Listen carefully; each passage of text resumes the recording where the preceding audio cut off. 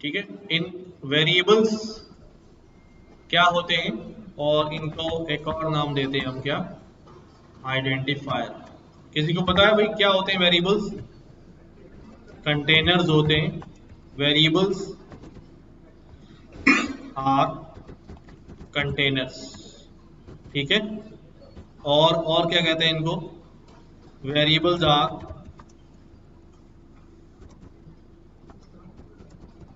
Storage, ठीक है। या इनको हम कहते हैं रिजर्वायर्स, ठीक है। कुछ भी नाम दे, सब नाम किसके हैं? वेरिएबल्स के। यानी कि ये कंटेनर क्या होता है, उसमें हम कोई ना कोई वैल्यू, कोई ना कोई चीज रखते हैं किसी के अंदर, कोई कटोरा, कोई बॉटल, ठीक है। ये सब क्या होते हैं? कंटेनर्स होते हैं। तो वेरिएबल भी आर लाइक कंटेनर्स, कि हम इसके अंदर कुछ ना कुछ वैल्यूज जो है वो रखते हैं, ठीक है। तो हमने पिछली क्लास के अंदर कुछ काम किया था वेरिएबल्स के ऊपर, बट हमने उसको डिस्कस नहीं किया था। मैं यहाँ पर क्या करने लगा हूँ, यहाँ पर मैंने एक वेरिएबल बनाया, कोर्स। तो हमारे कोर्स का नाम क्या है अभी? Artificial intelligence and data science, ठीक। ये मैंने एग्जीक्यूट कर दिया। यहां पर मैंने एक बीच में क्या लगाया? कौन सा निशान है ये? इक्वल टू का साइन निशान है, पर ये ऑपरेटर कौन सा है प्रोग्रामिंग में? Assignment operator. इसको मैं कैसे रीड करता हूं? तो रीड करने के लिए यूं कहता हूं मैं कि भाई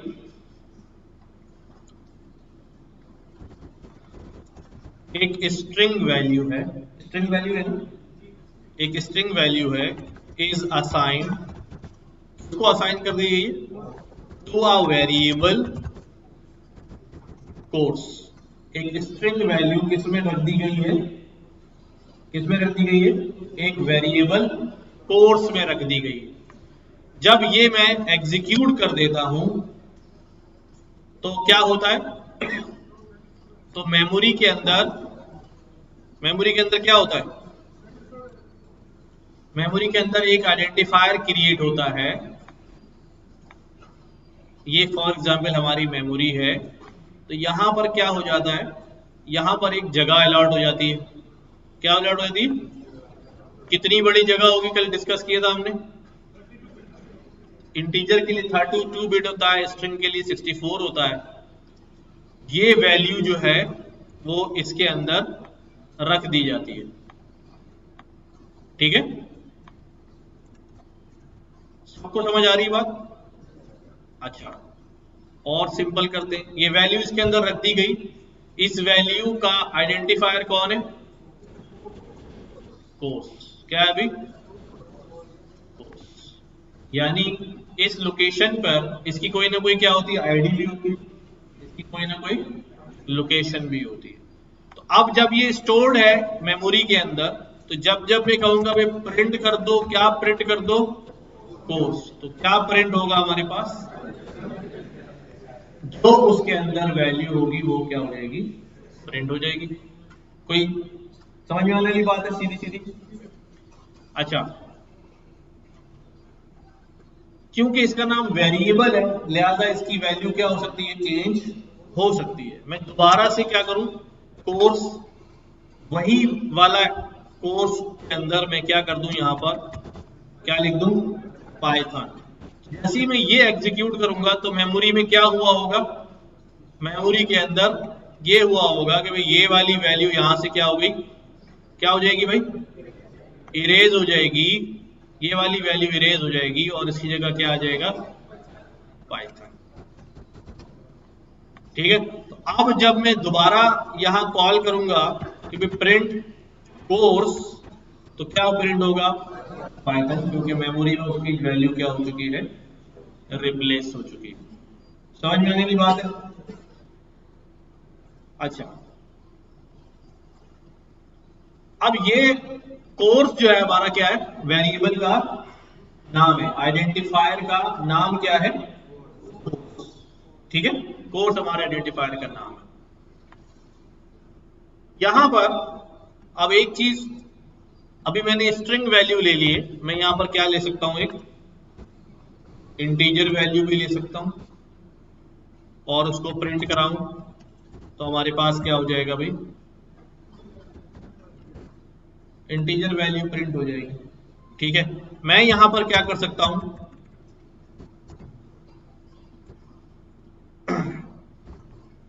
एक वेरिएबल बनाया मैंने और उसके अंदर कैसी वैल्यू असाइन कर दी है, बुलियन वैल्यू असाइन कर दी है। ठीक है, मैंने यहां पर एक वेरिएबल बनाया और उसके अंदर क्या लिख दिया अभी, डेसिमल वैल्यू डाल दी। ठीक है, तो किसी भी टाइप की वैल्यू को मैं वेरिएबल बनाकर उसके अंदर क्या कर सकता हूं, असाइन करा सकता हूं। तो बाद में जब मैं उसको कॉल करूंगा तो मेरे पास क्या होगा भाई, उसके अंदर रखी हुई वैल्यू क्या हो जाएगी, प्रिंट हो जाएगी। अच्छा, अब यहां पर आप नोट कर रहे होंगे कि यहां मैंने बाकायदा प्रिंट कराया तो मेरे पास क्या लिखा हुआ आया, और यहां पर मैं प्रिंट नहीं करा रहा हूं तब भी वैल्यू क्या हो रही है, मेरे पास आ रही है। ऐसा क्यों हो रहा है? हाँ, ऐसा जुपिटर नोटबुक के अंदर ऐसा होता है कि आप अगर वेरिएबल का नाम लिखकर भी रन कर देंगे तो उसके अंदर जो मेमोरी में वैल्यू रखी हुई होगी वो वैल्यू क्या हो जाएगी, डिस्प्ले हो जाएगी। इसको प्रिंट नहीं कहते, इसको प्रिंट नहीं कहते, इसको कहते हैं डिस्प्ले हो जाएगी, डिस्प्ले हो जाएगी। और ये फंक्शनैलिटी सिर्फ सेल की आखिरी लाइन के ऊपर काम आती है। कहां? अगर मैं इस लाइन के नीचे क्या लिख दूं, क्या लिख दूं भाई, ये लिख दिया मैं, तो अब क्या जवाब आएगा, अब हाइट का जवाब नजर नहीं आएगा, अब सिर्फ क्या नजर आएगा मुझे,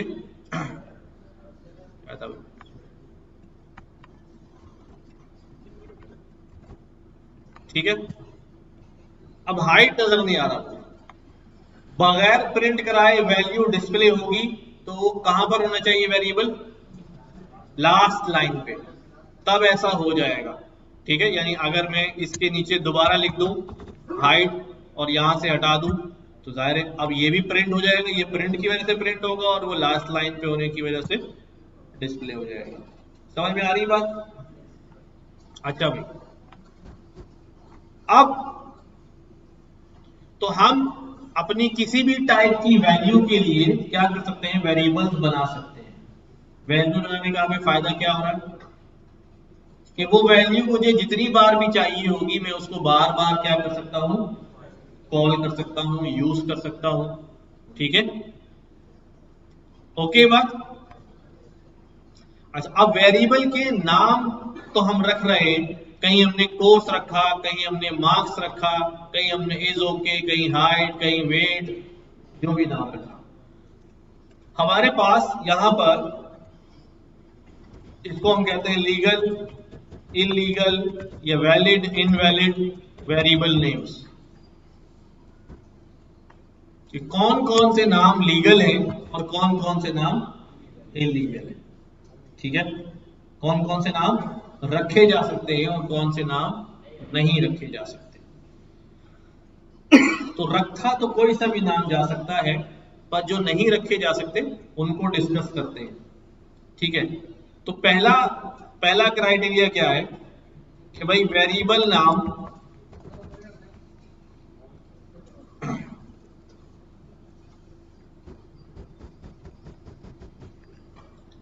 वेरिएबल नेम जो है वो कैन नॉट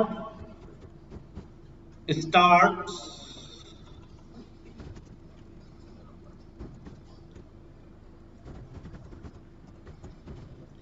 किसी नंबर से स्टार्ट नहीं हो सकता। मसलन मसलन मैं यूं लिखना चाहूं कि भाई क्या, फर्स्ट पैसेंजर, उसका नाम क्या है अभी, ये नहीं चलेगा। क्या कहेगा ये, ठीक है। दूसरा,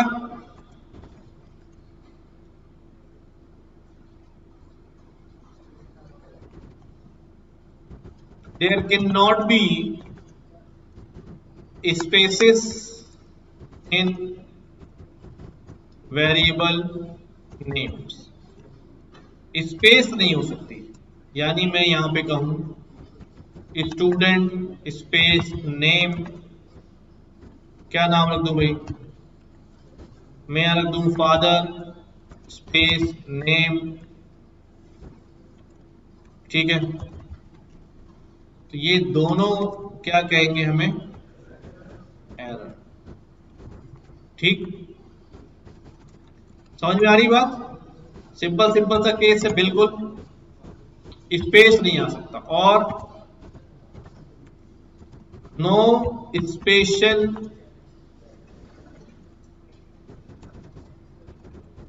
character can be used in variable name. कोई स्पेशल कैरेक्टर इस्तेमाल नहीं हो सकता। जैसे मैं यहां पे लिखूं father@name, ठीक है, अंडरस्कोर स्पेशल कैरेक्टर नहीं है, कैरेक्टर नहीं है वो, ठीक है। स्टूडेंट डैश नेम, ये भी नहीं हो सकता, ठीक है। ये सब क्या है हमारे पास, एरर जनरेट करेंगे, सारे जो है वो एरर जनरेट करेंगे,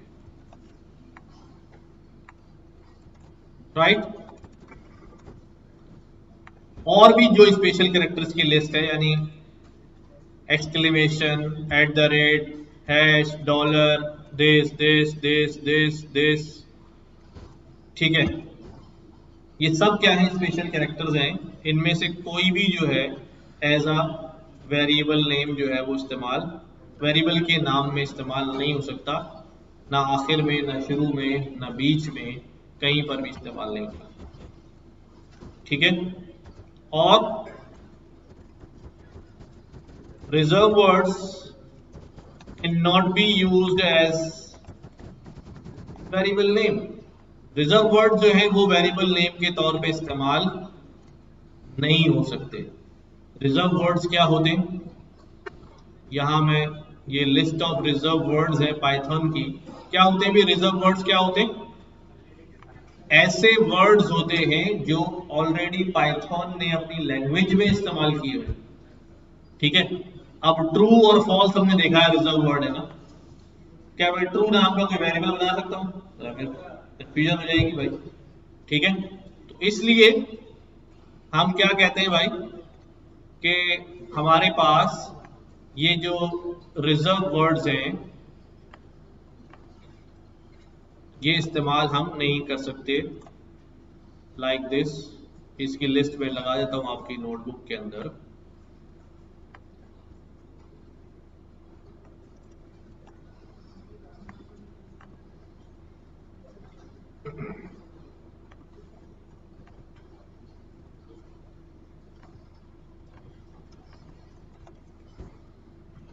सही। ये रिजर्व वर्ड्स हैं जो हम इस्तेमाल नहीं कर सकते एज अ वेरिएबल नेम। हाँ, इनको मॉडिफाई करके कर सकते हैं, केस सेंसिटिव होने की वजह से आप बोले मैं स्मॉल टी से ट्रू लिख दूं, वेरिएबल बना दूं, ओके, ठीक है। जहां स्मॉल में वहां कैपिटल से कोई यूज कर लूं, ओके, चेंज कर सकते हैं उसको, बट सिमिलर केस के साथ नहीं कर सकते, सही है। ट्राई करें इनको। तो सबसे पहला केस हमने क्या कहा था कि भाई फर्स्ट स्टूडेंट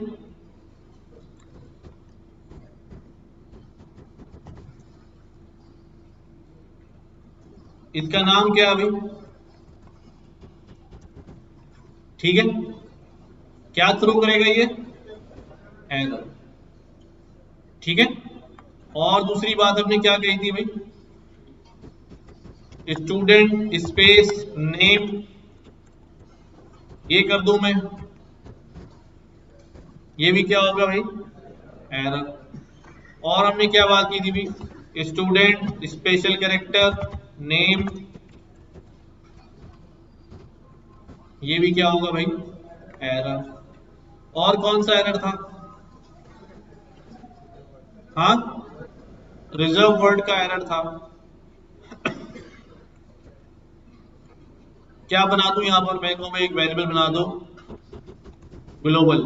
अब ऑलरेडी मुझे नजर आ रहा है कि ग्रीन हो गया है, ठीक है, तो ये भी क्या है हमारे पास, ठीक है, इधर मैं लिख देता हूं कि भाई global is a reserve word, ठीक है, ये वेरिएबल नहीं बन सकता। क्लियर है बात।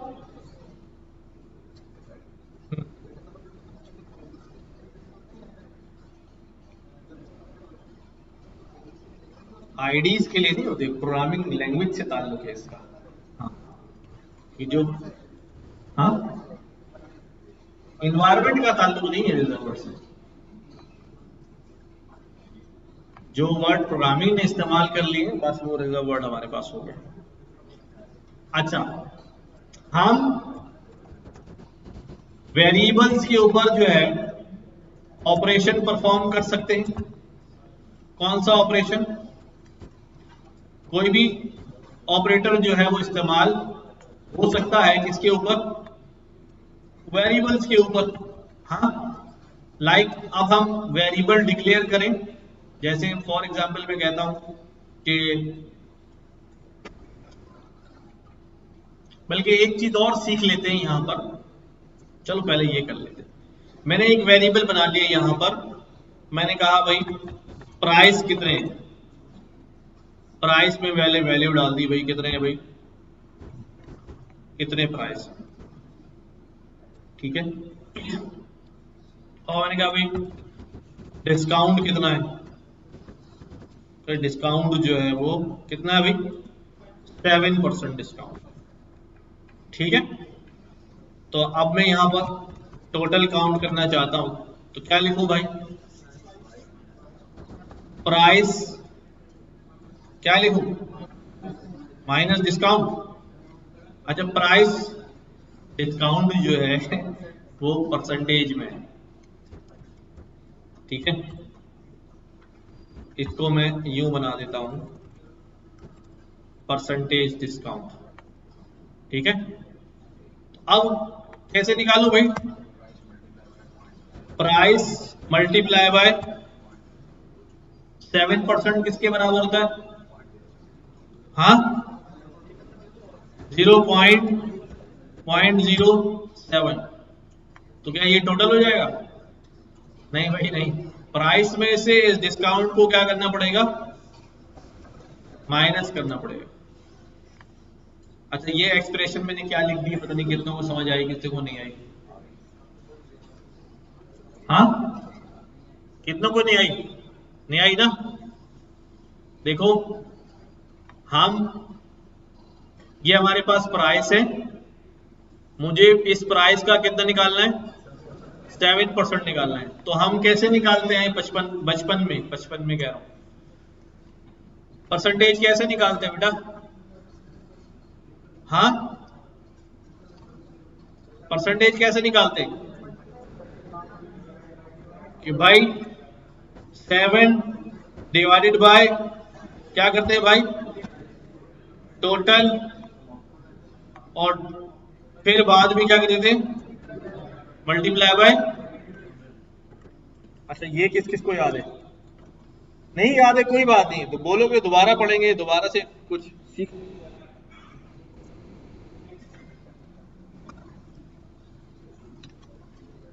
हाँ भाई,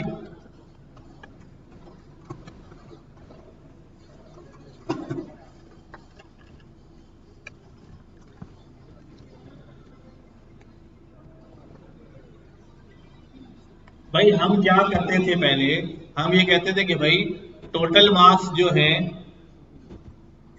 टोटल मार्क्स जो हैं वो कितने हैं, हम कहते रहे टोटल मार्क्स है भाई 800, और ऑब्टेन मार्क्स कितने हैं, ऑब्टेन मार्क्स हम कहते थे भी कितने हैं, फॉर एग्जांपल 600 कितने मार्क्स हैं। अब परसेंटेज कैसे निकालते थे,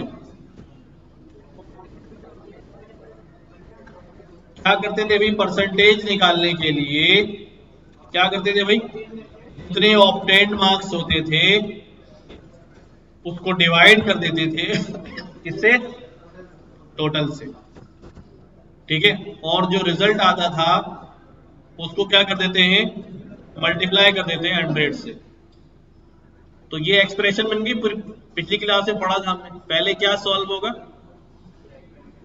ब्रैकेट तो है नहीं, मल्टीप्लाई डिवाइड, तो मल्टीप्लिकेशन और डिवीजन की प्रेसिडेंस बराबर होती है, इसलिए अभी ब्रैकेट ना भी लगाऊं तो कोई मसला नहीं है। वरना आप यूं कर सकते हैं कि पहले डिवाइड करो, जो जवाब आए उसको क्या कर दो, 100 से मल्टीप्लाई कर दो। या मैं इसको यूं भी कर सकता हूं कि पहले इन दोनों को क्या कर दो, मल्टीप्लाई कर दो, फिर डिवाइड कर दो, जो जैसे भी। तो इस तरह हमारे पास क्या निकल आती है भाई, परसेंटेज निकल आती है। सबको ये परसेंटेज निकालने को आती है ना, सबको ये आती है ना। अब हमारे पास ऊपर वाले केस में जो प्राइस है वो ये है, ठीक है, जो प्राइस है ये है, और डिस्काउंट कितना है, 7%। तो किसी का जितने परसेंट निकालना होता है, अब ये जो 7% है ना, इसको हम कैसे लिख सकते हैं, ठीक है, इसको कैसे लिख सकते हैं, 7, ये 7 है। अगर किसी को किसी चीज को परसेंट में कन्वर्ट करना होता है तो क्या करते हैं, मल्टीप्लाई बाय 100 करते हैं। और अगर वो परसेंट हो वापस नंबर में लेकर आना हो तो डिवाइडेड बाय 100 कर देते हैं, डिवाइडेड बाय 100 कर देते हैं। तो इसीलिए यहां पर हमने क्या किया, प्राइस को क्या कर दिया, जैसे ये परसेंटेज का फॉर्मूला है ना, ये मैं और सिंपल कर सकता हूं, कैसे, percentage is equal to obtain marks multiply by 0.8। कितना कर दूं, 0.8। 0.8 क्यों लिखा कि 800 डिवाइडेड बाय 100 कितना हो जाएगा, 0.8। 100 डिवाइड बाय 800 कितना हो जाएगा, 0.8। तो यहां पर भी क्या किया, 7 की जगह क्या लिख दिया, 0.07। तो ये हमारे पास अगर परसेंटेज हम निकालेंगे, ये हमारे पास क्या हो जाएगी, उल्टा हो गया क्या, 0.08। इतना ही है, सही लिखा मैंने, 8 आएगा तो 542 आ गया।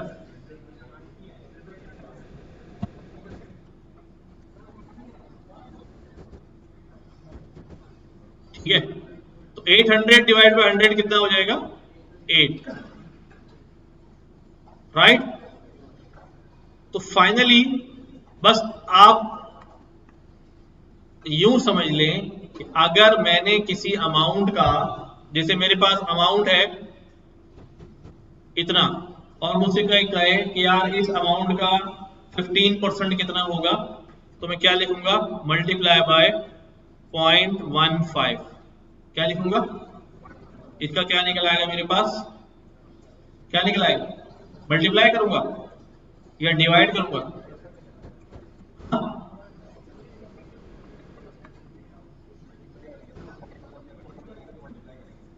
एक मिनट भाई, क्यों,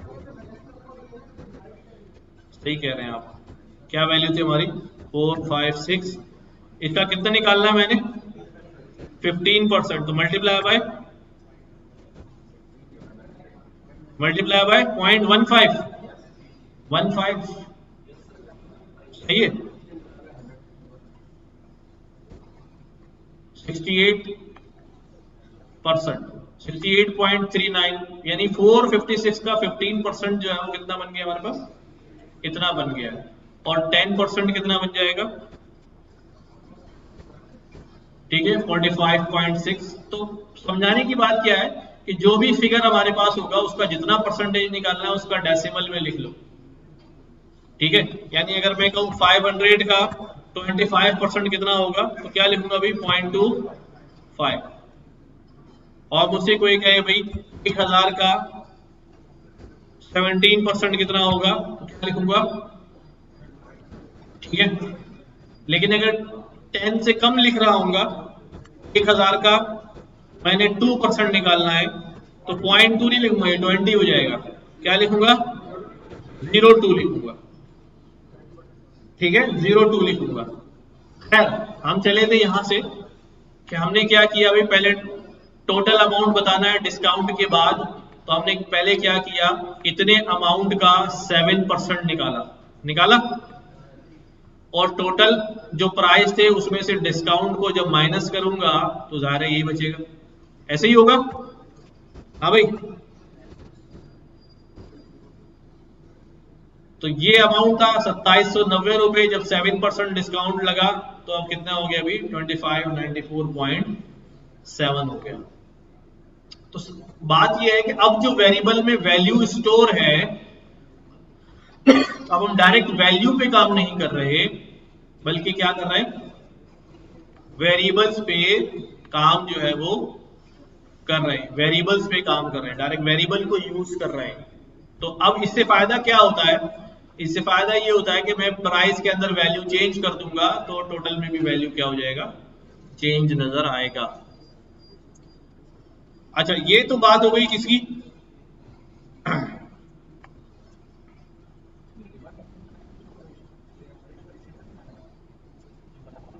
बराबर है दोनों।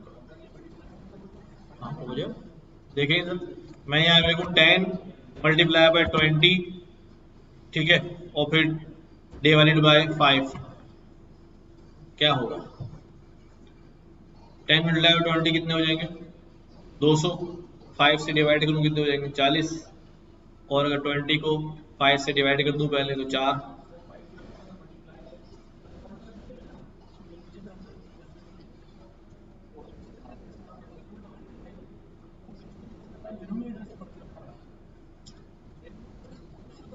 मैं यही कह रहा हूं कि वो लग भी रहा है ना, अगर वो हो भी जाए तो कोई गड़बड़ नहीं करेगा इस वक्त। हाँ, कितने,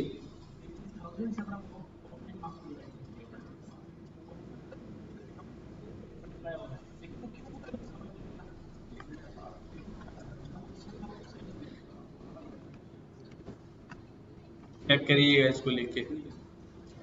अच्छा, वेरिएबल्स हम यूज करेंगे और वैल्यूज को वेरिएबल के थ्रू जो है वो हैंडल करेंगे। नाउ हमारे पास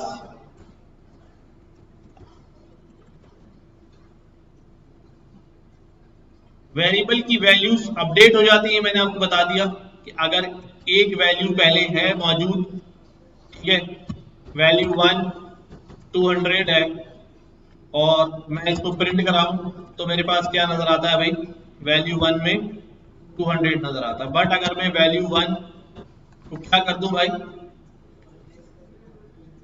क्या कर दूं भाई, वैल्यू 1 मल्टीप्लाई बाय 3 कर दूं।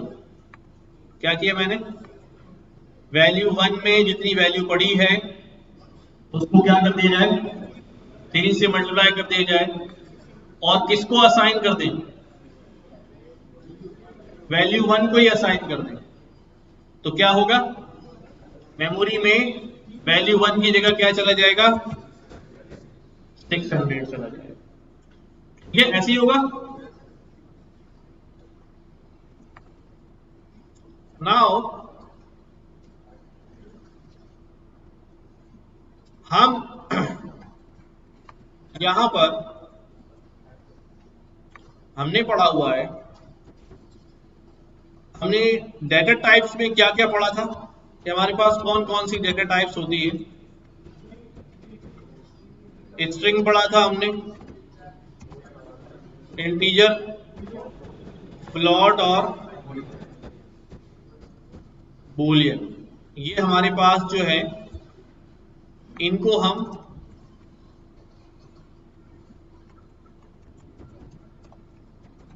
प्रिमिटिव डेटा टाइप्स भी कहते हैं। क्या कहते हैं, प्रिमिटिव,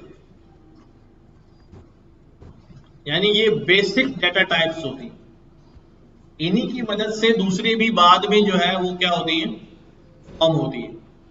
तो पहली जो हमारे पास स्ट्रिंग है हम उसको स्टडी करने जा रहे हैं। ठीक है, किसको स्टडी करने जा रहे हैं? स्ट्रिंग, यानी हमारा str।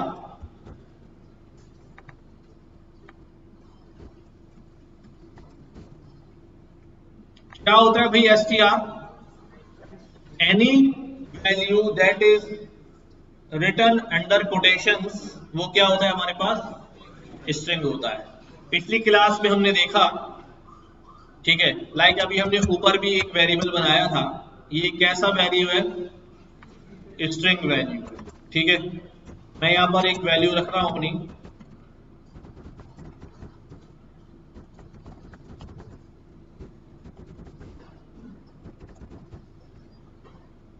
कैसी वैल्यू ये? नहीं भी कहा स्ट्रिंग वैल्यू, अभी कोटेशन लगाऊंगा तो फिर क्या बनेगी? ये स्ट्रिंग वैल्यू बनेगी। ठीक है, अच्छा यहां पर मैं क्या लिख रहा हूं? प्रिंट टाइप, क्या लिखा हुआ आ रहा है? क्लास स्ट्रिंग, यानी जो टाइप होती है ना, बेसिकली वो क्या होती है? क्लास होती है उसकी। क्या होती है? क्लास होती है। जैसे हम सब की क्लास क्या है? स्ट्रिंग है। हम सब की क्लास ह्यूमन है, ह्यूमन, हम सब इंसान है ना। ठीक है, हम सब की क्लास क्या है? यानी हम सब लोग ह्यूमन क्लास से बिलोंग करते हैं। तो जब हम सब लोग ह्यूमन क्लास से बिलोंग करते हैं तो फिर हमारा बिहेवियर भी कैसा होगा? ये और बात है, इन ह्यूमन बिहेवियर भी हो जाता है कभी कभी, बट हमारे बिहेवियर्स कैसे होंगे? ह्यूमन क्लास से मुताल्लिक होंगे। ऐसा ही, तो यहां पर भी जब हमारे पास कोई वेरिएबल डिक्लेयर होता है और उसकी क्लास क्या होती है? क्या होती है भाई? स्ट्रिंग होती है। तो स्ट्रिंग क्लास होती है, तो स्ट्रिंग क्लास में स्ट्रिंग के बहुत सारे क्या होते हैं? बहुत सारे बिहेवियर्स होते हैं। क्या होते हैं? जिनको हम बेसिकली क्या कहते हैं? उसके फंक्शंस होते हैं। क्या होते हैं? या उसके मेथड्स होते हैं। फंक्शंस या मेथड्स किसके होंगे? वो वेरिएबल हमारा जिस क्लास का होगा, इन दिस केस, ठीक है, हमारा वेरिएबल जो है वो कौन सी क्लास का है? स्ट्रिंग क्लास का है। लिहाजा इसके पास कौन कौन से फंक्शन होंगे? स्ट्रिंग क्लास के फंक्शन जो है वो इसके पास होंगे। लेकिन अगर एक वेरिएबल क्या हो जाए? कौन सी टाइप का हो जाए? इंटीजर टाइप्स का हो जाए, तो फिर इसके पास जो फंक्शंस होंगे वो किसके होंगे? इंटीजर क्लास के होंगे। ठीक है, सही है, इस बात में तो कोई दो राय नहीं हो सकती। ठीक है, यहाँ क्या होगी? इसकी इंटीजर क्लास होगी, और यहाँ जो मेथड्स होंगे वो उसके कैसे होंगे भाई? इंटीजर क्लास के होंगे। राइट, अब इसको यहां पर करके देखते हैं। देखो, अब ये जो कोर्स है इसकी टाइप जो है वो कैसी है? स्ट्रिंग है। तो मैंने यहां पे लिखा कोर्स, कोर्स लिखा, इसका मतलब मैंने यहाँ क्या क्या लिख दिया है? स्ट्रिंग लिख दिया, क्योंकि उसके अंदर कैसी वैल्यू है? स्ट्रिंग वैल्यू है। कोर्स की टाइप क्या है इस वक्त? स्ट्रिंग टाइप है।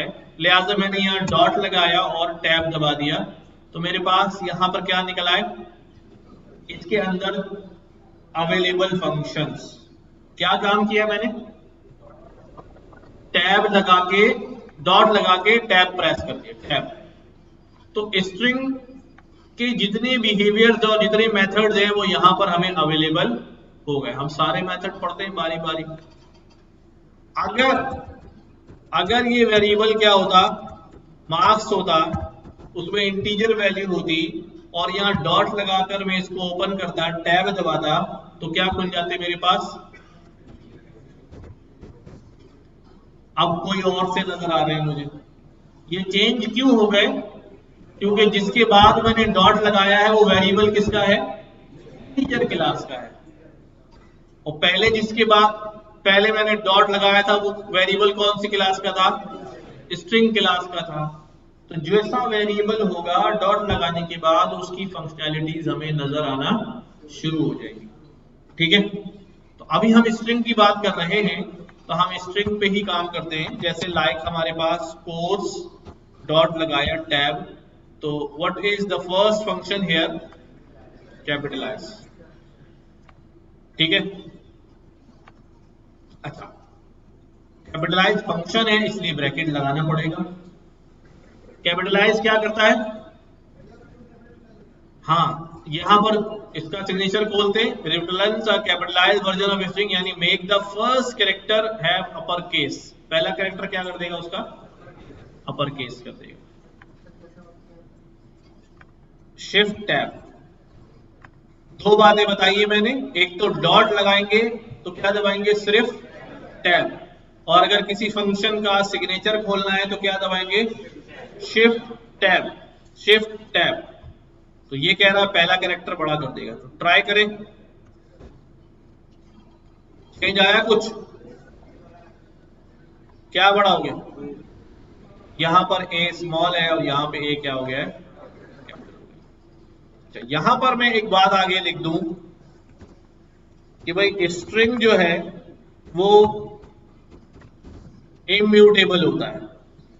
ठीक है, कैन नॉट बी चेंज्ड। क्या बात लिख दी हमने? स्ट्रिंग इम्यूटेबल होता है और चेंज नहीं हो सकता। अभी तो हम नीचे चेंज कर रहे हैं, चेंज तो हो गया, और यहां पर हम क्या लिख रहे हैं? तो यहां पर एक बुनियादी कॉन्सेप्ट है जो आपको समझना पड़ेगा। तो मैं यहां लिख रहा हूं उसको, इस बात को लिख रहा हूं, when we say string is immutable, ठीक है, means string value cannot be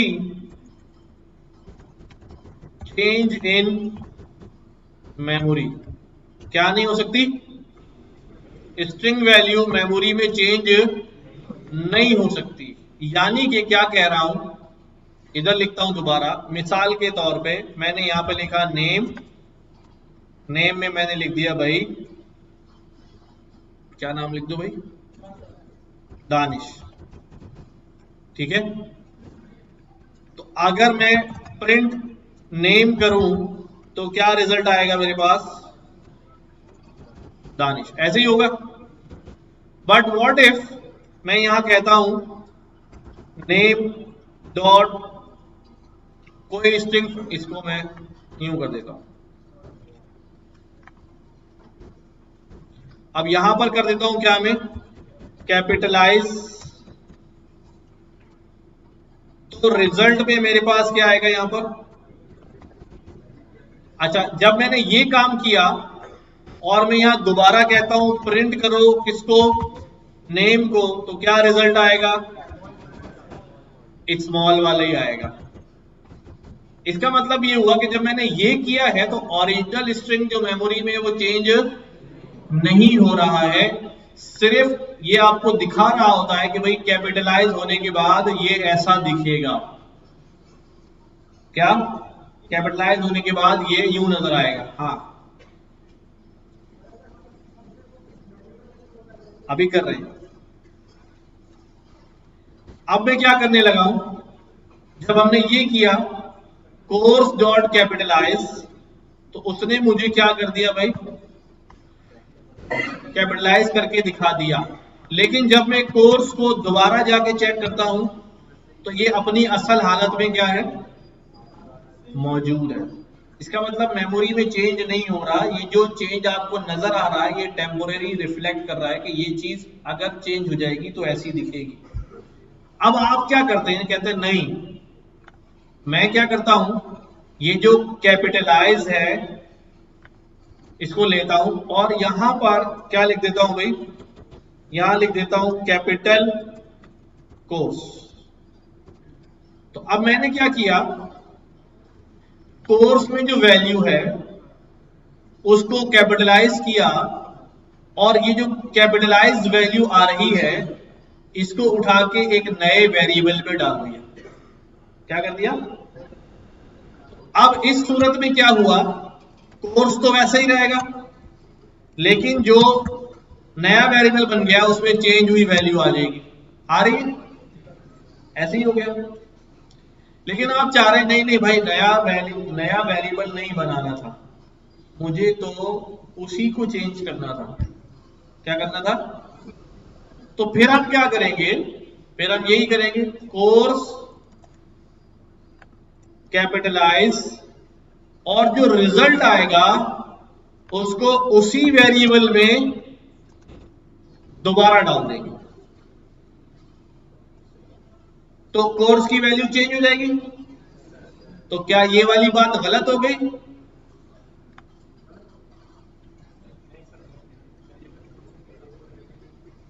नहीं, गलत अभी भी नहीं हुई। क्यों? क्योंकि इस दफा जो वैल्यू क्रिएट, यहां से जो वैल्यू क्रिएट हुई है वो इस वेरिएबल में जब गई है तो वो नई वैल्यू गई।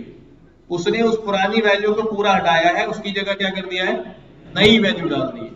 जो पुरानी वैल्यू थी उसको हम चेंज नहीं कर पाए, बल्कि उसको हमने डिस्कार्ड कर दिया पूरे को। क्या कर दिया? रिप्लेस कर दिया। वो कहते हैं ना कि क्या हो गया कि भाई मैं तो अपनी मर्जी से ही काम करूंगा, मुझे आप मॉडिफाई नहीं कर सकते। हाँ, लेकिन इतना कर सकते हो, मुझे जॉब से निकाल दो, मेरी जगह दूसरा बंदा ले आओ, उससे काम करा लो। तो हमने यही किया है। यहाँ पर हमने पूरी वैल्यू क्या कर दी? हटा दी, उसकी जगह नई वैल्यू असाइन कर दी। एंड यू विल सी कि एड्रेस भी चेंज हो गया होगा। ठीक है, एड्रेस भी चेंज हो गया होगा। तो अब कोर्स क्या हो चुका है भाई? कैपिटलाइज हो चुका है। इधर अभी भी वो वाली बात जो थी इम्यूटेबल वाली, वो क्या है? वैलिड है कि हम उसको म्यूटेट नहीं कर पाए।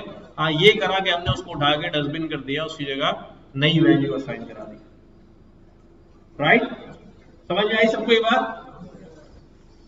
और कभी भी आप याद रखें कि जब कभी भी मैं कोई फंक्शनैलिटी रन करूं, लाइक मैं यहां कहता हूं भी कोर्स डॉट अपर भी हमारे पास एक फंक्शन है। जैसे ही मैं इसको रन करता हूं, ये सारा किसके अंदर आ गया भाई? कैपिटल में आ गया, अपर केस में आ गया। जब कभी भी कोई फंक्शनैलिटी अप्लाई करूं और उसका रिजल्ट फौरन नजर आ जाए, तो इसका मतलब ये होता है कि ये ओरिजिनल में चेंज नहीं हो रहा। ओरिजिनल में चेंज नहीं हो रहा, ये सिर्फ टेम्परेरी आपको करके दिखा रहा है कि अगर कोर्स की वैल्यू को अपर करूंगा तो वो ऐसी दिखेगी। तो दो फंक्शन मैंने देख लिए स्ट्रिंग के, एक क्या था? कैपिटलाइज अपर, और एक हमारे पास है लोअर। तो ये सारा किस में नजर आएगा? मुझे लोअर केस में नजर आएगा, स्मॉल केस में नजर आएगा। अच्छा, ये तीनों फंक्शन मैंने एक साथ इसलिए कर दी क्योंकि तीनों का ताल्लुक एक ही चीज से है। और हमारे पास क्या है? और हमारे पास जैसे काउंट का फंक्शन, ये काउंट का फंक्शन जो है वो क्या करता है? नंबर ऑफ ओवरलैपिंग अकरेंसेस, कि कोई लेटर इस स्ट्रिंग में कितनी बार आया है। मैं कहता हूं यार एक काम करो, बताओ एल जो है वो कितनी बार आया है इसमें? तो कितनी बार आया है? पता नहीं। हाँ, नीचे आया हुआ है ना, वो उसको बिठाओ। हाँ भाई, कौन है टिकटॉक देख रहा है यार? इतनी दूर टिकटॉक देखने आ लगा, कुछ तो ख्याल करो। हैं? मोबाइल भाई ये नहीं इस्तेमाल करो। अब तुम लोग इतने दाढ़ी मूछों वाले हो गए यार, फिर भी जो है ना ऐसे काम करोगे तो क्या चलेगा? मतलब कहनी पड़ेगी ये बात। बहुत कीमती है भाई आप लोगों का वक्त, मैं तो फजूल आदमी हूँ। आप अपना टाइम लगा के वक्त निकाल के यहाँ पर आए हैं, टिकटॉक ही इस्तेमाल करने से तो क्या है बचा यार? ऐसा नहीं करो यार, अपने साथ ज्यादती नहीं करो। ठीक है, तो काउंट हमें क्या करता है भाई? वो लेटर काउंट करके बता देता है। अच्छा, वो जरूरी नहीं कि वो एक ही लेटर हो, बल्कि मैं यहां इसको कह दूं कि भाई काउंट, मुझे बताओ कि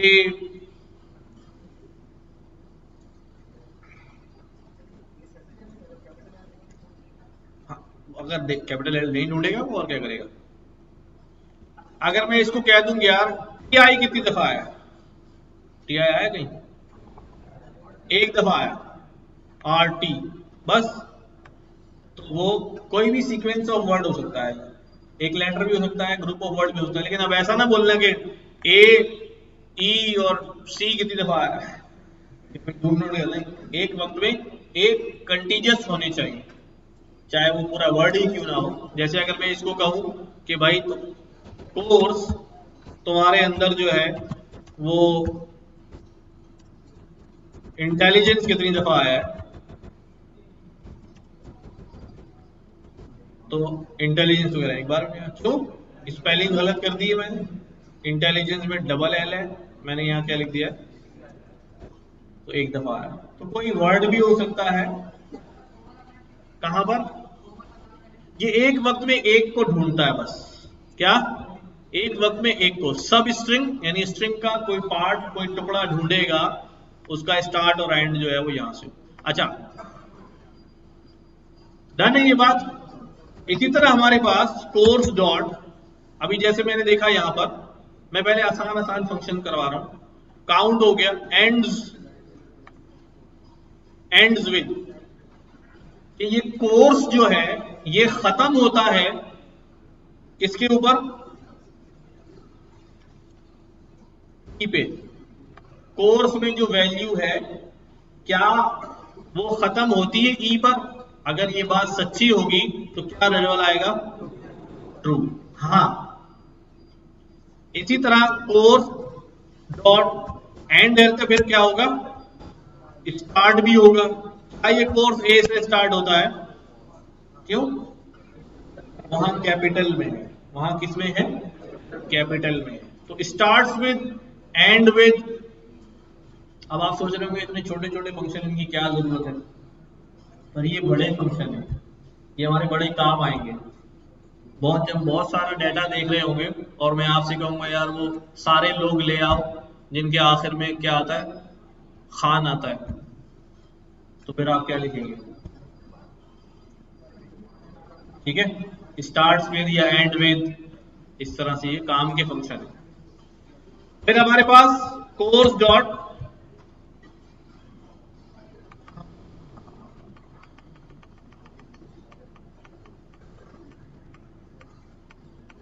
अच्छा रिप्लेस। कोर्स में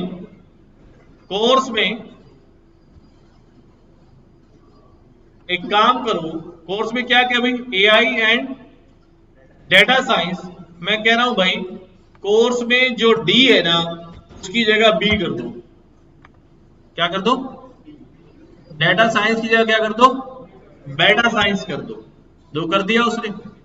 और यहां पे भी स्ट्रिंग इम्यूटेबल एक्चुअल में नहीं हो रहा, ये सिर्फ कॉपी में आ रहा है, नई कॉपी में चेंज होके दिखा रहा है, ठीक है। तो हम किसी भी खाली एक लेटर नहीं, मैं यहां पर क्या कर सकता हूं, मैं यहां पे लिख सकता हूं भाई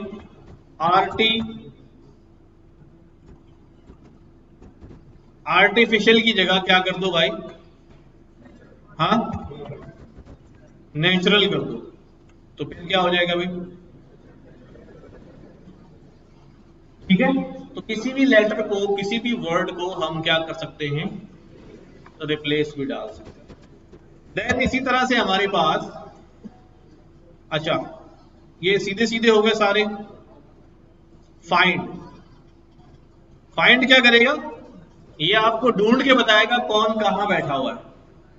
ये मैंने इसका भाई ऐसा करो ढूंढो कि डेटा कहां है, तो ये क्या बताएगा आपको, इसका काउंटिंग नंबर बताएगा, 0 1 2 3 4 5 6 7 8 9 10, 11, 12, 13, 14, 15, 16, 17, 18, 19, 20, 21, 22, 23, 24, ठीक है, क्या हो गया 24, 5, 6, 7, 8 और क्या हो गया 9।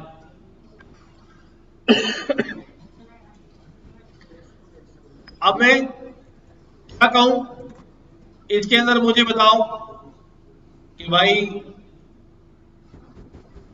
ये कहां बैठा हुआ है, डबल एल, तो कहां है भाई, इसका इंडेक्स पोजीशन जो है वो काउंट करके आपको बता देगा। और अगर इसके अंदर कोई ऐसी वैल्यू ढूंढने को कह दो जो हो ही नहीं, फिर क्या होगा, मैं यहां पे कहता हूं भाई डबल एल, क्या कहेगा भैया -1। -1 का मतलब क्या है, there is no such string, ठीक है। फिर हमारे पास कोर्स डॉट काउंट हो गया, and with start with find हो गया, इंडेक्स के काम करो, मुझे इसका इंडेक्स बताओ, इसका इंडेक्स, मैंने कहा यार एक काम करो सीई, इसका इंडेक्स बताओ, तो क्या बताएगा भाई 22 इंडेक्स पर कौन मौजूद है, सीई मौजूद है। अब सीई तो 2 बार आ रहा है, तो ये कौन सा बता रहा होगा, पहली बार वाला बता रहा होगा। लेकिन अगर मुझे आगे वाला चाहिए, ये वाला सी नहीं चाहिए, तो फिर मैं यहां पर क्या बताऊंगा, यहां पर इसको बताऊंगा स्टार्ट के कहां से स्टार्ट करो, बल्कि यहां सिर्फ डायरेक्ट डाल दूंगा 23।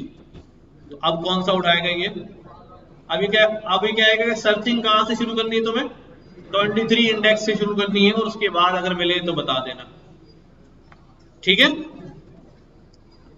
फिर हमारे पास कोर्स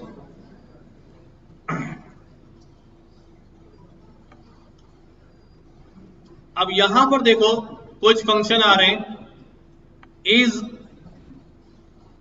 इसका मतलब क्या है, हमारे पास कुछ वैल्यूज जो है न्यूमेरिक होती हैं और कुछ वैल्यूज जो है वो अल्फा न्यूमेरिक होती हैं, ठीक है। कुछ वैल्यूज जो है जैसे इज के हमारे सारे फंक्शन है ना, क्या क्या आ रहा है देखो यहां पर, जरा तवज्जो दो इसको, ये बहुत काम के फंक्शन है, लिटरली इतना काम आपका आसान करेंगे बाद में। ये जो फंक्शन आ रहा है इज अल्फा नम, इसका मतलब ये चेक करके बताता है कि स्ट्रिंग जो वैल्यू है उसके अंदर जो वैल्यू लिखी हुई है वो अल्फा न्यूमेरिक वैल्यू है। अल्फा न्यूमेरिक वैल्यू कैसी वैल्यू होती है, जिसके अंदर अल्फाबेट भी होते हैं और नंबर भी होते हैं। जैसे जैसे मैं यहां पर क्या करता हूं, इसी को इस्तेमाल करता हूं, इज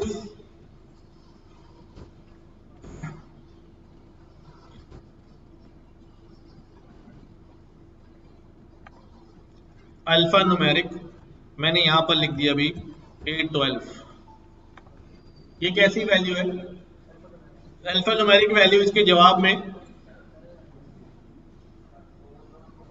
सॉरी कोर्स तो हमने पहले दिया हुआ है ना, कोर्स अल्फा न्यूमेरिक वैल्यू है, क्या करूं इसका, कैसी वैल्यू है कोर्स, सिर्फ अल्फाबेट्स है, उसमें न्यूमेरिक है ही नहीं, ठीक है, उसमें न्यूमेरिक है ही नहीं। अच्छा अगर मैं यहां पर लिख दूं A12 डॉट इज, लिख रहा हूं भाई, इज अल्फा न्यूमेरिक AL नम, तो ये क्या हो गया हमारे पास, ट्रू हो गया। ये वैल्यूज जब हम फिल्टर कर रहे होंगे ना, डाटा पे काम कर रहे होंगे, देन यू विल रियलाइज कि ये कितने काम के फंक्शन है। अच्छा और हमारे पास कैसा फंक्शन है भाई, और कौन से फंक्शन है स्ट्रिंग के, अल्फा न्यूमेरिक हमने देखा, इस वाले सारे देखते हैं। अब ये अल्फा है, ठीक है, क्या है, अगर मैं कोर्स वाली वैल्यू पे लगाऊं इज अल्फा, तो क्या कहेगा, पूरा अल्फाबेट्स है, ये तो कह रहा है नहीं, ऐसा क्यों आ रहा है? एज अल्फा में मांगता क्या है यार भाई, चेक करो।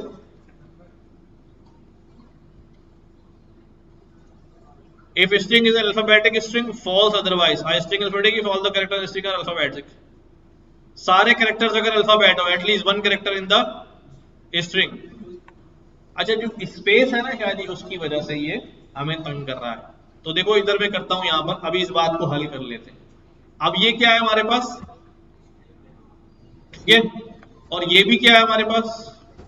अब ये क्या हो गया कि सारे कैरेक्टर इसमें अल्फा वाले नहीं है, एक क्या आ चुका है, स्पेस आ चुका है, ठीक है। अच्छा, अल्फा और अल्फा नम वाली बात समझ आ गई। अच्छा, और देखते हैं हम, इस डेसिमल आएगा। अब बाज दफा यहां नंबर लिखा होता है, क्या लिखा होता है इसके अंदर, क्या ये नंबर डेसिमल नंबर है? नहीं, दोबारा है, क्यों?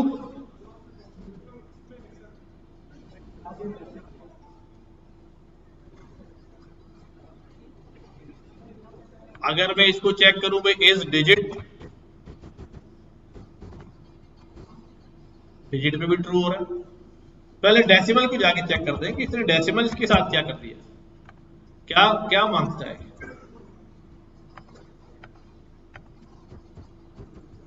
खुल जा भाई,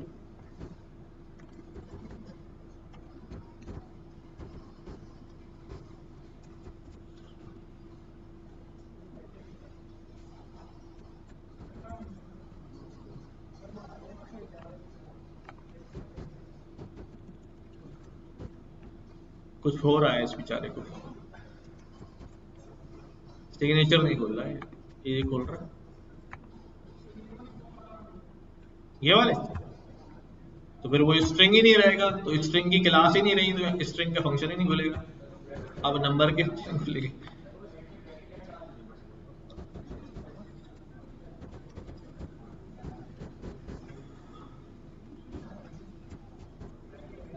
अच्छा, ये आ गया, return true if the string is a decimal string, false otherwise.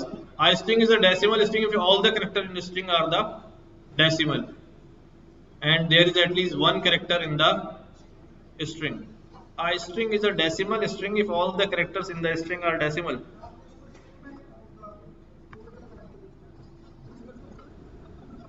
बाबा, ये फंक्शन ही किसका है? तो अगर कोटेशन नहीं लगाऊंगा तो ये तो फंक्शन ही नहीं खुलेगा स्ट्रिंग का। स्ट्रिंग के अंदर ही तो चेक करवाना है, समझे बात? अच्छा, 123.4 डॉट इज डेसिमल,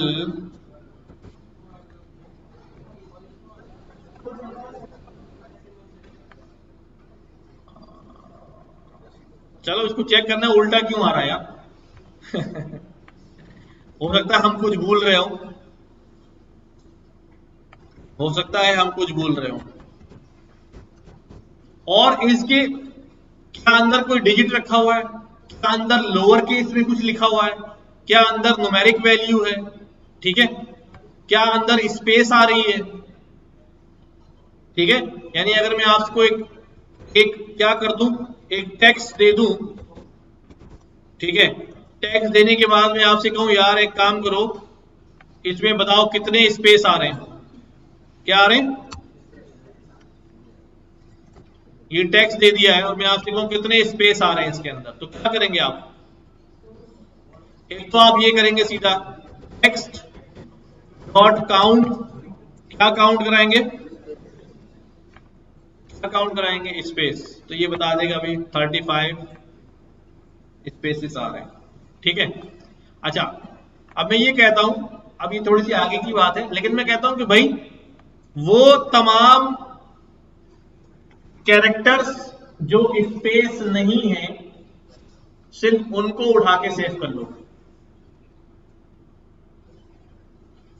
तो इसका मतलब ये मुझे हर कैरेक्टर को पकड़ना है और उससे पूछना है तुम स्पेस हो, तो क्या लिखूंगा मैं, टेक्स्ट डॉट एज स्पेस लेकिन मुझे लूप चलाना पड़ेगा, अभी हमारे डोमेन में नहीं है, बट इसकी मदद से हम क्या कर लेंगे, उसको आसानी से हल कर लेंगे। ठीक है, क्या करूंगा मैं,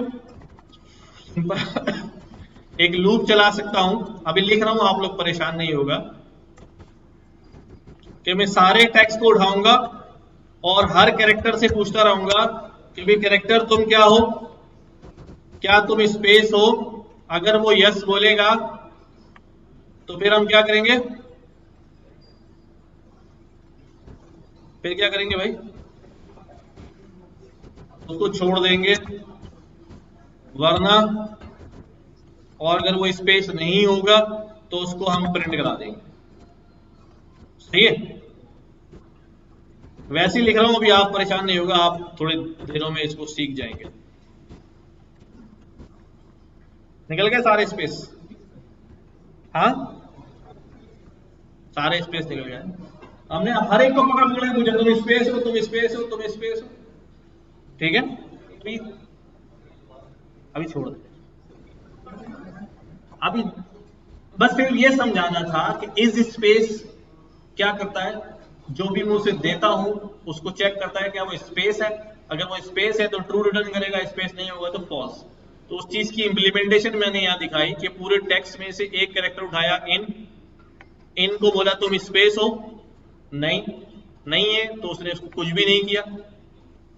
ठीक है, जो नहीं है तो वो कहां आ गया, एल्स पे आ गया और उसको उसने प्रिंट करा दिया। जैसे ही उसको स्पेस मिला उसको छोड़ गया, उसने उसको शामिल नहीं किया।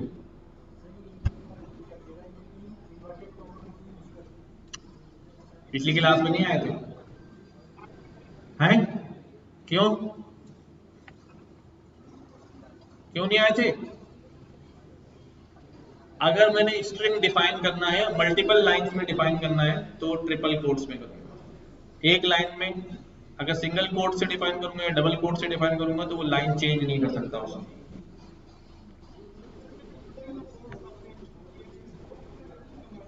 इसमें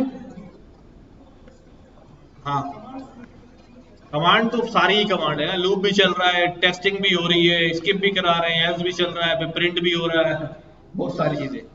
खैर हम और चलते हैं आगे और देखते हैं, हमने इस वाली सारी चीजें देखी, नम एस की, कोई एस की नंबर भी हो सकता है, लोअर केस में है, अपर केस में है, स्पेस है, टाइटल केस है, अपर केस है, स्प्लिट लाइन है, कहीं लाइन चेंज हो रही है, स्लैश एन लगा हुआ है। तो ये सारी चीजें जो है हमें टेक्स्ट में से पकड़ के देगा। और कौन से फंक्शन है, अब हमारे एक फंक्शन के ऊपर, दैट इज फॉर्मेट। क्या है, फॉर्मेट। फॉर्मेट करने से पहले मैं यहां पर एक चीज करने जा रहा हूं और इसको हम कहते हैं, क्या कहते हैं भाई, टाइप कास्टिंग। क्या कहते हैं, कास्टिंग। कास्टिंग समझते हैं ना सब, क्या मोल्ड के अंदर कास्टिंग होता है ना, प्री कास्टिंग के काम करते हैं लोग, खिलौने बनाते हैं, उसकी डाई बना के वैसी चीजें बनाते हैं, ब्लॉक्स बनाते हैं लोग। तो टाइप को भी हम कास्ट कर सकते हैं। मसलन जैसे मेरे पास ये एक वैल्यू है, ऐसी टाइप की है, स्ट्रिंग टाइप की, अगर मैं इसके ऊपर ब्रैकेट लगा के बाहर इसको टाइप कास्ट कर दूं किससे, तो मैं क्या कह रहा हूं कि अंदर जो वैल्यू है उसको स्ट्रिंग से क्या बना दो, इंटीजर बना दो। तो ये मुझे कैसी दिखाएगा, इसकी टाइप इंटीजर। तो मैंने एक स्ट्रिंग वैल्यू को कास्ट कर लिया किसके अंदर, इंटीजर के अंदर। अच्छा, इसी तरह अगर मेरे पास एक फ्लोट वैल्यू है और मैं उसको कह रहा हूं कि इसको क्या कर लो, इंटीजर से टाइप कास्ट कर लो, तो ये क्या हो गई, इंटीजर पार्ट आ गया इसके अंदर, राइट। इसी तरह अगर मैं कह रहा हूं भाई मेरे पास एक स्ट्रिंग वैल्यू है पर वो फ्लोट में है, क्या जवाब आएगा इसका? इंटीजर। हाँ भाई, इसका जवाब आएगा एरर, क्योंकि यहां उसको दो कास्टिंग करनी पड़ेगी। स्ट्रिंग से इंटीजर बनाने के लिए वो कोटेशन हटाएगा, लेकिन अंदर उसको फ्लोट मिलेगा, तो वो तो हमने उसको मैनेज ही नहीं किया। इसलिए देखो वो क्या कहता है, क्या कहता है कि भाई इंटीजर में बनाने के लिए अंदर वैल्यू बेस 10 की डेसिमल वैल्यू चाहिए, अंदर तो फ्लोटिंग वैल्यू आ रही है, तो लिहाजा हमें इसको क्या करना पड़ेगा, पहले इंटीजर, फिर मैं इसको बोलूंगा पहले क्या बनाओ, इसको फ्लोट। क्या लिखा मैंने, देखो पहले कोटेशन हटेगा तो अंदर टाइप कास्टिंग किसकी होगी, फ्लोट की, और फिर फ्लोट किसमें टाइप कास्ट होगा, इंटीजर में। और अगर मैं सिर्फ फ्लोट कर देता इसको तब तो कोई मसला ही नहीं था, फ्लोट 45.7 तो फ्लोट में निकल आती वैल्यू, लेकिन चूंकि मुझे इंटीजर में चाहिए थी लिहाजा मैंने एक डबल कास्टिंग जो है वो यहां पर चला दी इसके ऊपर। समझ आ रही बात? अच्छा, ये भी इंटीजर में टाइप कास्ट हो जाएगा? नहीं होगा भाई, अभी तो देख कर आ रहे हैं अंदर कैसी वैल्यू होनी चाहिए, कास्ट होने के लिए न्यूमेरिक वैल्यू होनी चाहिए। फिर भी इसको चला देता हूं ताकि एरर याद रहे, ठीक है, बेस 10 वाली वैल्यू होनी चाहिए अंदर। अच्छा, ये टाइप कास्टिंग हमने क्यों पढ़ा यहां पर, क्योंकि हम यहां पर अभी पढ़ने जा रहे हैं यूजर इनपुट्स। क्या कि यूजर से वैल्यू कैसे पूछी जाती है, क्या यूजर से वैल्यू कैसे पूछी जाती है, उसके लिए हम क्या करते हैं, मैंने कहा भाई नाम, ठीक है, नाम, यहां पर मैं लगाऊंगा किसका फंक्शन, इनपुट का फंक्शन। अच्छा, कुछ फंक्शन जैसे मैंने स्ट्रिंग के फंक्शन देखे, समझो ये बात बड़ी इंपॉर्टेंट है, उसके लिए पहले स्ट्रिंग होना चाहिए, फिर डॉट लगा के स्ट्रिंग के फंक्शन आते हैं, लेकिन प्रिंट का फंक्शन, टाइप का फंक्शन, ये इनपुट का फंक्शन, इनका ताल्लुक किसी क्लास से नहीं, ये डायरेक्ट चल रहे हैं, इनके लिए डॉट लगाने की जरूरत, ये डायरेक्ट चल रहे हैं, इससे किसी क्लास में नहीं है, जेन्युइन पाइथन के फंक्शन है, राइट। तो अब इनपुट, यहां इनपुट के अंदर मैं मैसेज लिख रहा हूं, please tell me your name, ठीक है, और मैंने यहां पर क्या कर दिया, प्रिंट नेम, ठीक है, यहां पर कर दिया प्रिंट नेम। ये मुझसे क्या पूछ रहा है अभी,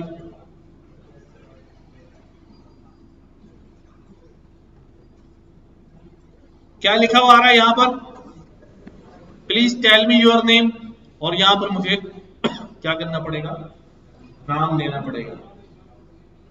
अभी यहां पर देखो क्या बना हुआ आ रहा है, स्टार बना हुआ है, इसका मतलब ये कि ये सेल अभी एग्जीक्यूशन मोड में है, क्योंकि इसकी बात अभी पूरी नहीं हुई है। जब मैं इसको वैल्यू दूंगा इनपुट में तो वो वैल्यू किस में असाइन हो जाएगी, नेम के अंदर, और जब ये नेम के अंदर असाइन हो जाएगी और फिर उसके बाद नेक्स्ट लाइन में वैल्यू क्या हो जाएगी, प्रिंट हो जाएगी, तो इस सेल की सारी एग्जीक्यूशन क्या हो जाएगी, खत्म हो जाएगी, और इस यहाँ स्टार की जगह कोई नंबर आ जाएगा। ये बात इसलिए कर रहा हूं कि जब कभी आप ऐसा कर रहे होंगे और सेल में स्टार लिखा हुआ आ रहा है, तो इसका मतलब ये है वो सेल अभी एग्जीक्यूट, बाज दफा ऑपरेशन लंबा होता है तो टाइम लग रहा होता है, प्रोसेस हो रहा होता है बैकएंड पे, तो वहां पर क्या आ रहा होगा, स्टार बना हुआ आ रहा होगा। बाज दफा अभी अगर आप इस सेल को ऐसे ही छोड़ दें और यहां पर मैं क्या करूं, यहां पर मैं कहूं भाई कि 10 + 10 कितने होते हैं, क्या कह रहा है, cell not executed due to pending input. भाई पहले पिछली वाली तो मुकम्मल करो, जो पेंडिंग इनपुट पड़ा हुआ है, तो आप इनपुट दोगे वो खत्म होगा तो नेक्स्ट सेल एग्जीक्यूट होगा ना, समझे बात? हाँ, इसलिए मुझे क्या करना पड़ेगा, यहां पर नाम लिखना पड़ेगा भाई, जैसे मैं इसको दूंगा ये क्या हो गया भाई, यहां पर नेम प्रिंट हो गया। अब ये सेल एग्जीक्यूट हो जाएगा।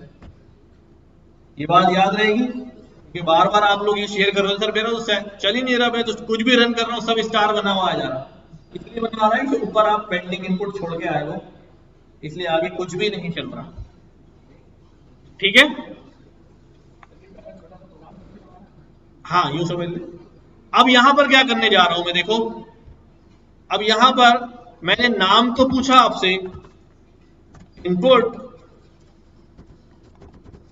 एंटर योर नेम, अपना नाम लिखे, और आगे मैं आपसे ये भी पूछ रहा हूं इनपुट एंटर योर एज, अपनी एज भी बता दें। ठीक है, और यहां पे क्या लिख रहा हूं मैं, प्रिंट नेम प्रिंट एज, लेकिन साथ साथ में ऊपर कुछ और भी प्रिंट कराता हूं, प्रिंट टाइप नेम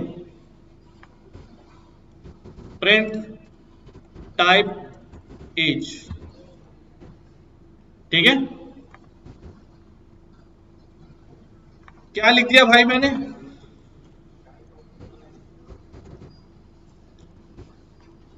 देखो कौन सी लाइन पर है अभी हम, पहली वाली लाइन पर, एंटर योर नेम, मैंने कहा अभी ठीक है,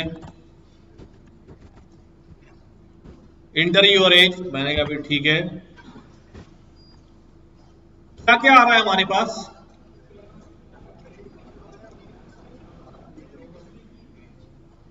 अब यहां पर जो नेम है उसकी टाइप क्या आ रही है, और यहां पर जो एज है उसकी भी टाइप क्या आ रही है, क्यों भाई, एज तो नंबर है।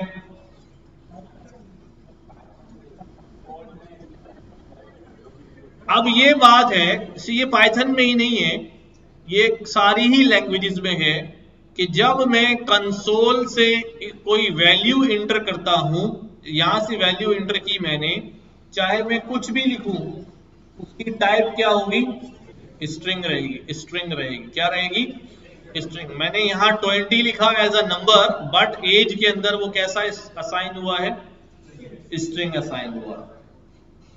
ठीक है, तो कंसोल से जब भी इनपुट देंगे वो इनपुट क्या होगा, स्ट्रिंग होगा, चाहे मैं कुछ भी लिखना चाह रहा हूं। नाउ सी, तो अब इसका हल क्या है, हाँ हाँ, अब मैं अभी टाइप कास्टिंग करूंगा, जाहिर है, इसीलिए तो हमने टाइप कास्टिंग सीखा था कि भाई क्या करूं मैं। देखो यहां पर अब मैं कह रहा हूं कि ठीक है इनपुट तुम्हारे पास एज अगर आ गई है किसके अंदर, स्ट्रिंग के अंदर, तो तुम यहां पर पहले इसको क्या करो, टाइप कास्ट करो, और फिर बाद में एज के अंदर डालो। सही किया, हाँ ये मैंने किया, इसको इंटर योर नेम, मैंने कहा जी देश, कितनी उम्र है इतनी, अब देखो क्या हो गई, ये इंटीजर हो गई, हो गई, क्लियर है बात। अब एक चीज और देख लो, मैं इसी प्रोग्राम को दोबारा रन कर रहा हूं, और मैंने क्या किया, यहां पर कहा इंटर योर एज, नाम मैंने कहा जी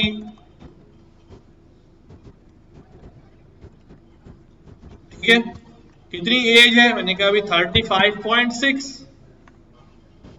फट गया, क्यों फटा ये, क्योंकि यहां यही वाला केस बन गया, अंदर स्ट्रिंग में क्या आ गया है, फ्लोट आ गया है, अंदर स्ट्रिंग में क्या आ गया है, अभी यहां किया था ना ये काम, अंदर स्ट्रिंग में क्या आ रहा था भाई, फ्लोट आ रहा था, तो इंटीजर से कास्ट नहीं हो रहा था। तो फिर अगर आपको डर है, अगर आपको डर है कि यूजर यहां पर डेसिमल में एज डाल सकता है, तो फिर आप इसको यहां पर किससे टाइप कास्ट करेंगे, फ्लोट से टाइप कास्ट करेंगे। ठीक है, मैं इस कोड को लिखे रहने दे रहा हूं, इस एरर को भी लिखे रहने दे रहा हूं, और दोबारा कोड लिख रहा हूं नीचे, और यहां पर करेक्ट करके क्या लिख रहा हूं, फ्लोट। क्लियर? अब यहां पर लिखता हूं ए नाम, ठीक है, किसमें आ रहा है? फ्लोट में। और अगर फ्लोट डाल भी देगा अभी किस में रहेगा? फ्लोट में। ठीक है, समझ में आ रही बात?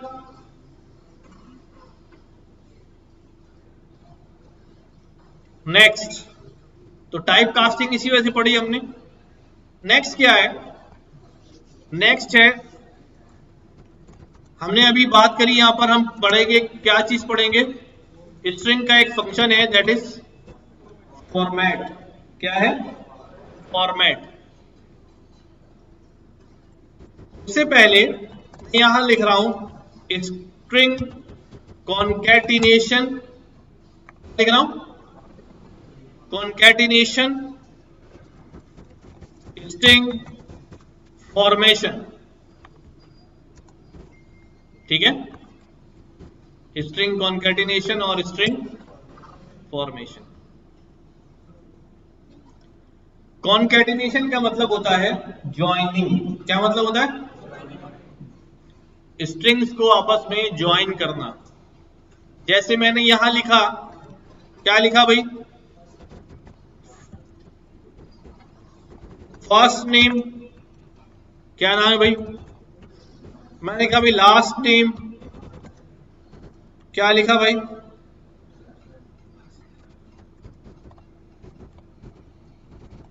ठीक है, अब मैं इन दोनों को क्या करना चाह रहा हूं? ज्वाइन करना चाह रहा हूं। Concat first name and last name. तो हमारे पास किस तरह कॉन्केट करेंगे हम यहां कहते हैं भी first name plus last name. ठीक है, कौन सा ऑपरेटर यूज कर रहे हैं? Plus operator. ठीक है, एडिशन ऑपरेटर। यहां पर ये प्लस एडिशन नहीं कहलाएगा, क्या कहलाएगा? Concatenation operator. क्या कहलाएगा? या ज्वाइनिंग ऑपरेटर। जवाब में मेरे पास क्या आ जाएगा? दोनों कॉन्कैटिनेट होकर आ जाएंगे, इनके दरमियान कोई स्पेस नहीं आ रहा। अब स्पेस का क्या करूं?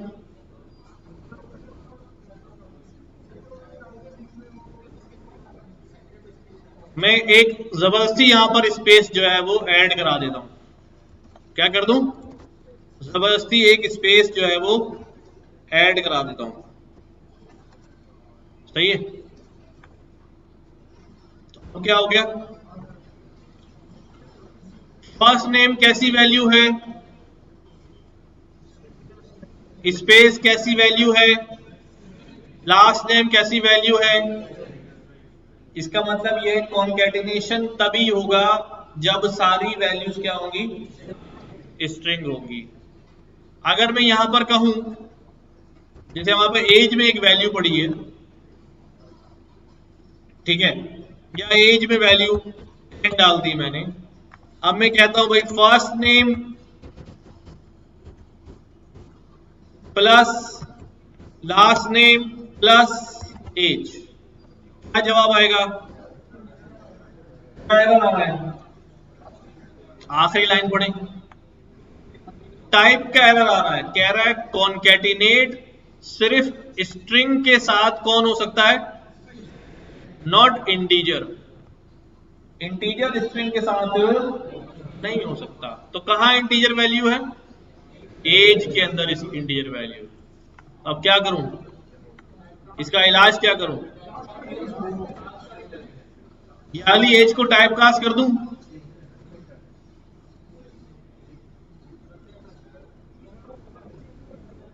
अगर यहां मैंने एज को टाइप कास्ट कर दिया तो जहां कहीं भी मेरे कोड में एज होगा और वो एज में कुछ मैं प्लस माइनस कर रहा हूँ सब खराब हो जाएगा, क्योंकि वो सब स्ट्रिंग हो जाएगा।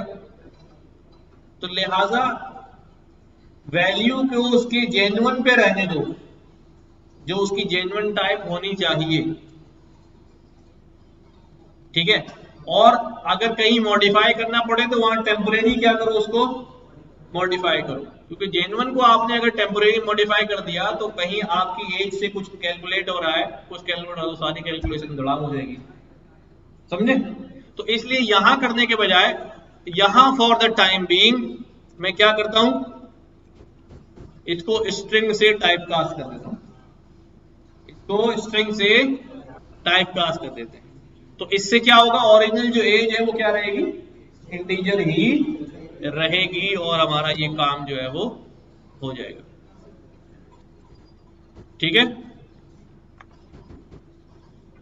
ये हमारा एरर था और इसको हमने कास्ट करके सीधा कर दिया।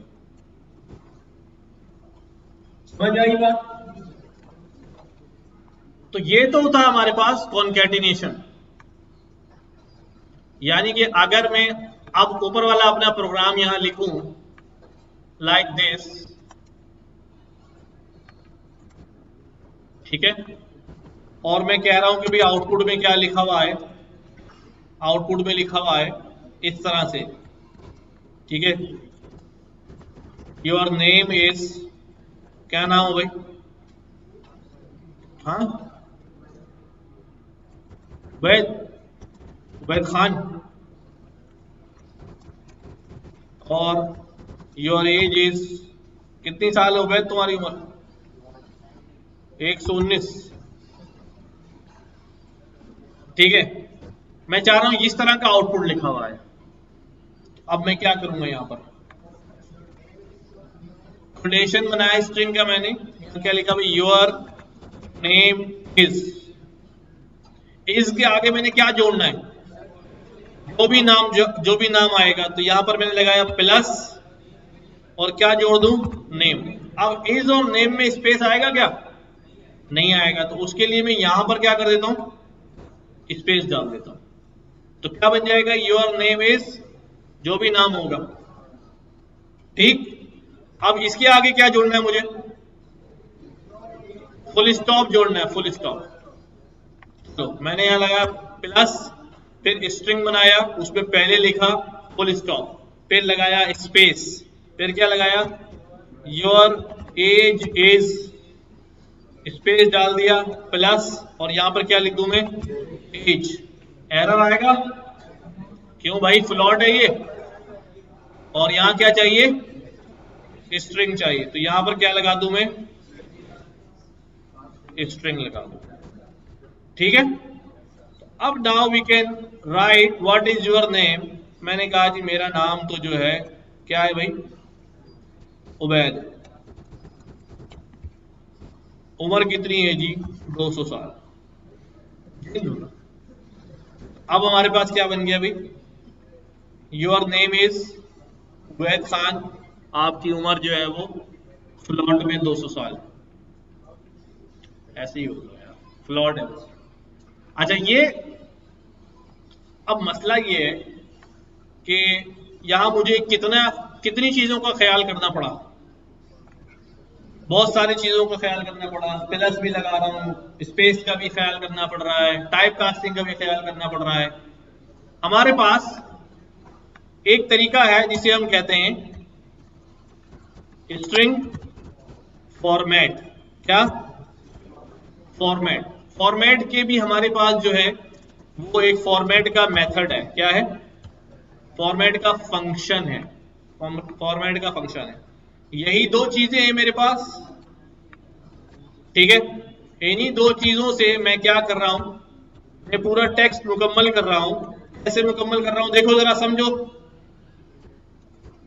योर नेम इज, इसके बाद क्या चाहिए मुझे, नेम चाहिए।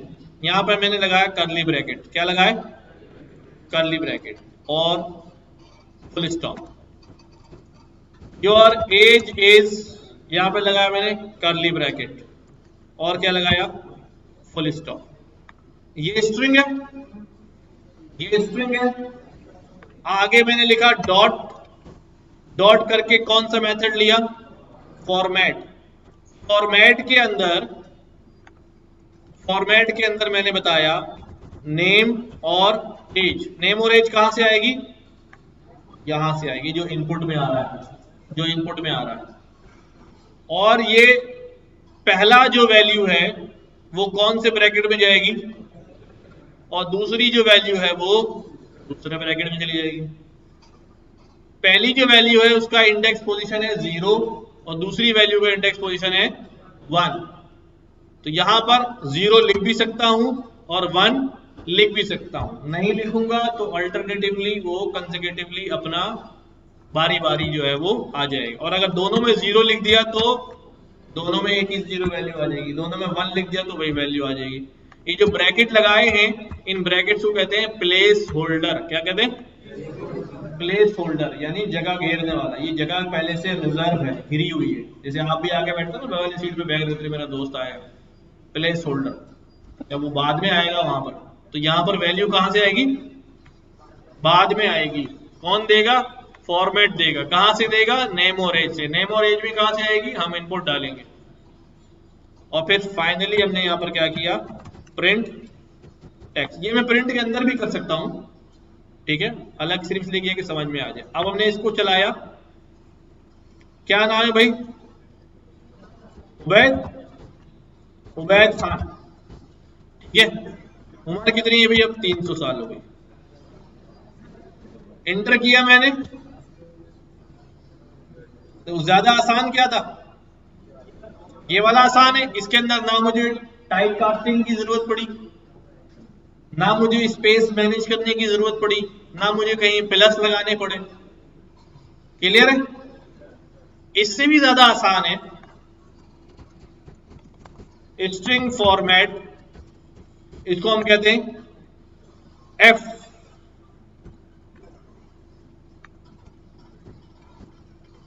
ठीक है, इसमें हम क्या करते हैं देखो, इसमें सब कुछ ऐसे रखेंगे,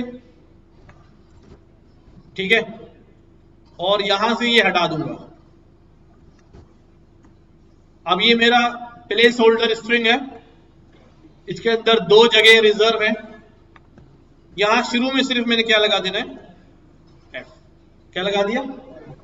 और यहां पर जैसे ही अभी इसको क्या लग रहा है कि ये पूरा स्ट्रिंग एज इट इज। अगर मैं इसको ऐसे ही चला दूं और यहां नाम बता दूं तो ठीक है, ये एज इट इज आ गया, इसमें कोई चेंजेस नहीं आई। लेकिन जब मैं इसको यहां पर क्या लगा दूंगा? एफ लगा दूंगा, तो अब ये समझ जाएगा कि अंदर जो कर्ली ब्रैकेट लगे हुए हैं वो कौन है भाई? वो प्लेस होल्डर है। क्या है? प्लेस होल्डर है। तो अब हमने यहां पर क्या करना है? क्या रहेगी?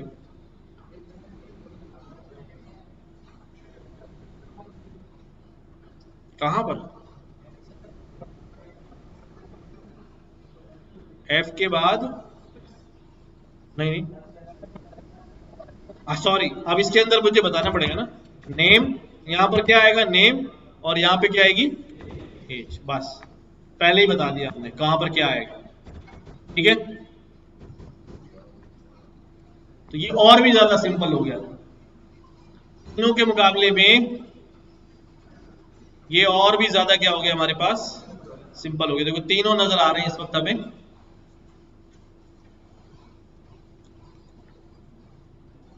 ठीक है।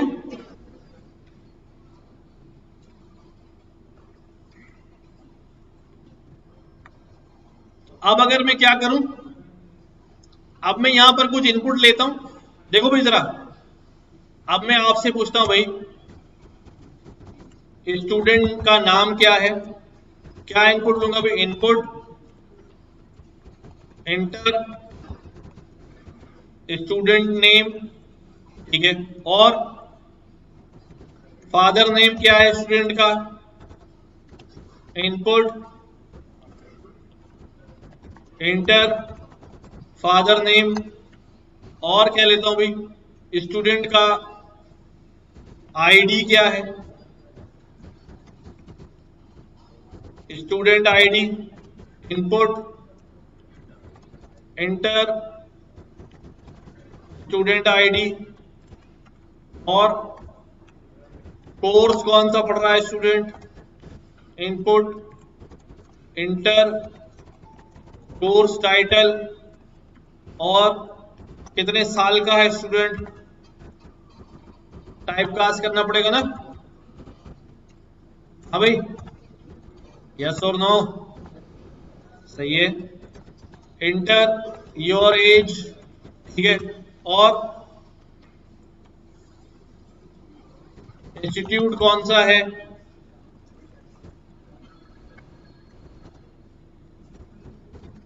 क्या करने जा रहा हूं मैं? ये कार्ड बनाने जा रहा हूं आपका, ठीक है। ये सब इनपुट आ जाएगा। तो अब मैंने क्या करना है अभी? प्रिंट देना है। कार्ड चूंकि मल्टीपल लाइन में होगा, है ना, तो मैंने यहां पर क्या लिखना है भाई? स्टूडेंट आइडेंटिटी कार्ड,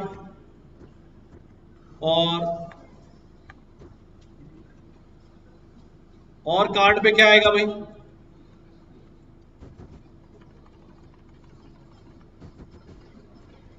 फॉर्मेट कर रहा हूं बस अपने हिसाब से। स्टूडेंट नेम आ जाएगा, यहाँ पे ब्रैकेट आ जाएगा। यहां पर क्या लगा दिया मैंने? एफ। और यहां वैल्यू कहां से आएगी? स्टूडेंट नेम से आ जाएगी, ठीक है।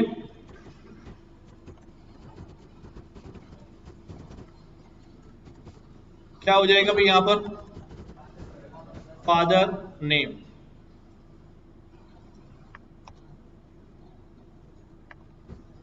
नेक्स्ट क्या रखें? आईडी कार्ड, स्टूडेंट आईडी क्या हो जाएगी भाई? Student ID. और उम्र तो रह गई बेचारे की, जेंडर लेना चाहिए था, मैंने उम्र ले ली, चलो खैर है। क्या हो जाएगा भाई? एज। और क्या रह गया? कोर्स।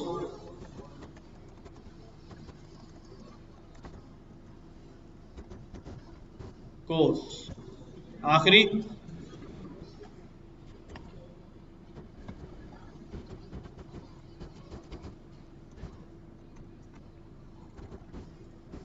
ठीक है। और सबसे आखिर में क्या लिखा होता है भाई? क्या लिखा होता है? If found return two. सही है। अब ये हम कर लेते हैं। नाम बताओ भाई, कोई नाम बताया अपना? Ubaid, Ubaid Khan. Ubaid Khan. Father name, ID number, course title artificial intelligence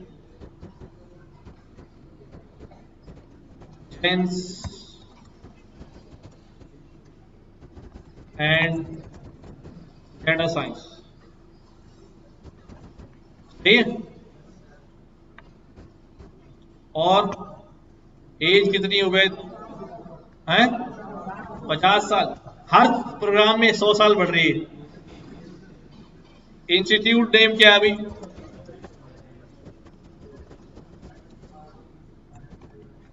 ठीक है।